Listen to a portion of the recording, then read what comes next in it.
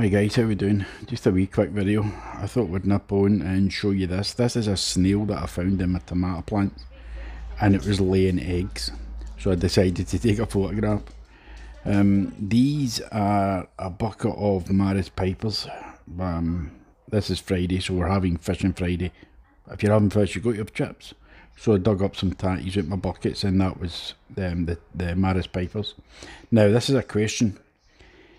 See if you can help me. This garlic has started to lie down. I think the wind got it last week and it's forced it down, and I've tried propping it back up and it's not for it, it's not having it, so it's just staying down. There is bits of rust on some of the leaves. So should I harvest it or should I leave it? That's the question. If you can let me know below, I would be greatly appreciated. This is me, I'm just showing you that I've actually got a tomato on one of my plants. Brilliant. Okay, thank you. Please stay safe. Bye bye.